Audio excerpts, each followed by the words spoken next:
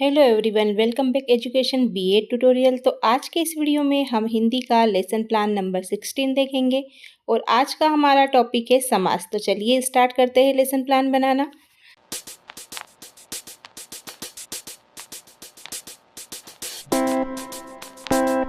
सबसे पहले हम सामान्य जानकारी फिल करेंगे। तो यहाँ पर हमें पाठ योजना क्रमांक डालना होगा, फिर छात्र अध्यापिका का नाम या छात्र अध्यापक का नाम मीन्स आपका नाम आ जाएगा।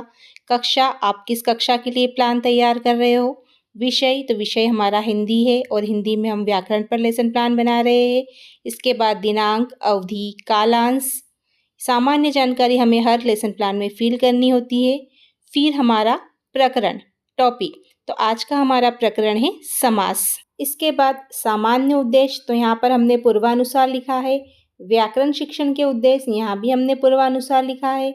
इससे पहले जो फर्स्ट लेसन प्लान था हमारा, वहाँ पर हम ये सामान्य उद्देश्य लिख चुके हैं।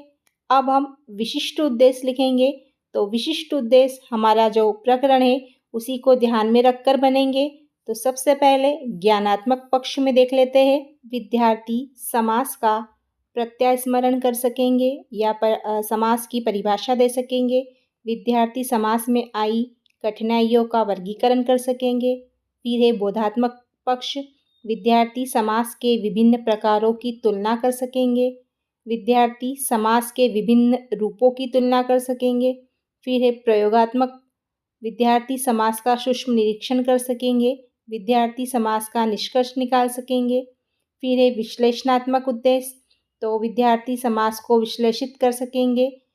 विद्यार्थी व्याकरण की सहायता से शुद्ध एवं परामार्जित भाषा को व्यवहार में लाने के लिए प्रेरित हो सकेंगे। फिर है संश्लेषणात्मक पक्ष, विद्यार्थी में नवीन शब्द पहचानने की क्षमता का विकास होगा। विद्यार्थी में नवीन शब्द निर्माण करने की क्षमता विकसित होगी। फिर है मूल्यांकन पक्ष, विद्यार्थी व्याकरण के व्यवहारिक रूप को जान सकेंगे। विद्यार्थी समास के विभिन्न प्रकारों की तुलना कर सकेंगे। अब आ जाते हैं हम शिक्षण सहायक सामग्री पर। तो इस लेसन प्लान को प्रेजेंट करते समय हमें जो भी सामग्री यूज़ करनी है उनके नाम आ जाएंगे। तो यहाँ पर चौक, डस्टर, लपेट श्यामपट्ट, कक्षागत सामग्री, चार्ट, मॉडल, हम जो भी यूज़ में ला रहे हैं उनके नाम लिख देंगे। फिर है शिक्षण विधियाँ, तो यहाँ पर हम व्याख्या विधि और प्रश्नोत्तर विधि का यूज़ करेंगे। फिर है पूर्व ज्ञान, तो विद्यार्थी दो शब्दों को मिलाकर एक नया शब्द बनाने की सामान्य जानकारी रखते हैं। अब आ जाते हैं हम प्रस्तावना प्रश्न पर या अभिप्रेरण प्रश्न पर। तो यहाँ पर हम 2 कॉलम बनाएंगे और बच्चों से कुछ क्वेश्चन करेंगे। ये सारे क्वेश्चन बच्चों के प्रीवियस नॉलेज के आधार पर होने चाहिए और इन्हीं क्वेश्चन के माध्यम से बच्चों को हम अपने टॉपिक तक लेकर आएंगे। हमारा फर्स्ट क्वेश्चन है, पृथ्वी का विलोम शब्द क्या है। आंसर मिला आकाश। फिर सेकंड क्वेश्चन, आकाश का रंग कैसा होता है। आंसर मिला नीला। फिर थर्ड क्वेश्चन है, नीला और कमल शब्द को मिला दिया जाए तो कौन सा शब्द बनेगा। हमें आंसर मिला नीलकमल। फिर हमारा फोर्थ क्वेश्चन है कि 2 या 2 से अधिक शब्दों के मेल को क्या कहते हैं। तो यहाँ पर बच्चा निरुत्तर हो गया है, समस्या उत्पन्न हो गई है। तो बस अब यहाँ पर ही हम अपना उद्देश्य कथन बच्चों से कहेंगे कि 2 या 2 से अधिक शब्दों के मेल को समास कहते हैं। तो आज हम समास के बारे में विस्तृत अध्ययन करेंगे। इसके बाद प्रस्तुतिकरण पर आ जाते हैं। तो सबसे पहले हम प्रस्तुतिकरण चार्ट भी बना लेते हैं। आप यहाँ देख सकते हो कि हमारा जो टॉपिक है समास, तो उसे ध्यान में रखकर हमने यहाँ पर एक चार्ट का निर्माण किया है। तो इस चार्ट पर हमने समास के भेद या समास के प्रकार दर्शाए हैं। तो आप इसी प्रकार से एक चार्ट बनाकर तैयार कर लीजिए, क्योंकि लेसन प्लान में हमें चार्ट भी लगाने होते हैं। यहाँ पर अब प्रस्तुतिकरण में हमें 3 कॉलम्स बनाने हैं, शिक्षण बिंदु, छात्र अध्यापिका व्यवहार और छात्र व्यवहार। तो सबसे पहले सामान्य अर्थ में हमने बच्चों को समास का अर्थ बताया। फिर हमने समास की परिभाषा बताई है यहाँ पर। फिर समास के उदाहरण बताए हैं, माता और पिता। फिर देश के लिए भक्ति, देशभक्ति, राजा का पुत्र क्या कहलाता है, राजपुत्र। इस प्रकार से हमने यहाँ पर समास के उदाहरण बता दिए। अब हमने समास के प्रकार बताए, तो समास के 6 प्रकार होते हैं।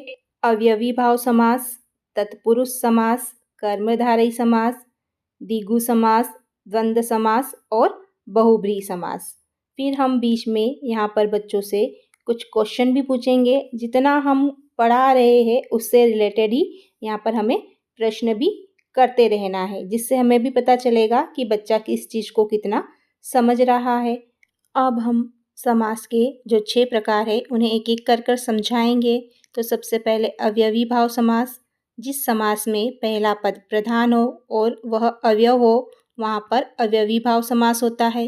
फिर इसका उदाहरण बताया। फिर तत्पुरुष समास, जिस समास में दूसरा पद प्रधान हो और पहला पद गौण होता है उसे तत्पुरुष समास कहते हैं।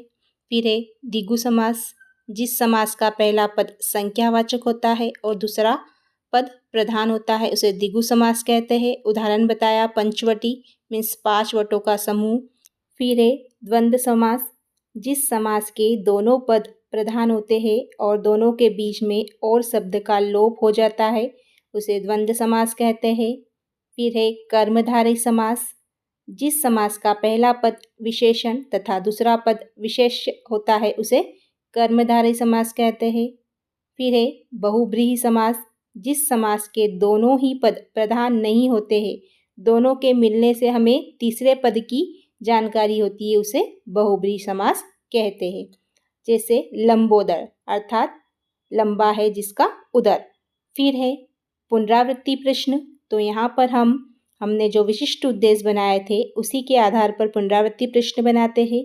हमारा यहाँ पर फर्स्ट क्वेश्चन है द्विगु समास से आप क्या समझते हैं? माता पिता किस समास का उदाहरण है?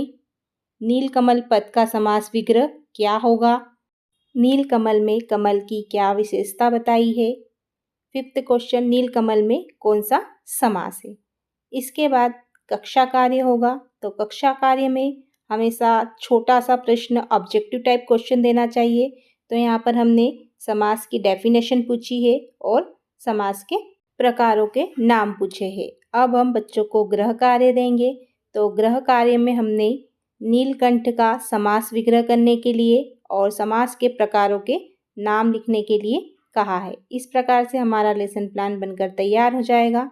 अंत में हमें श्याम पर सारांश लगाना होता है।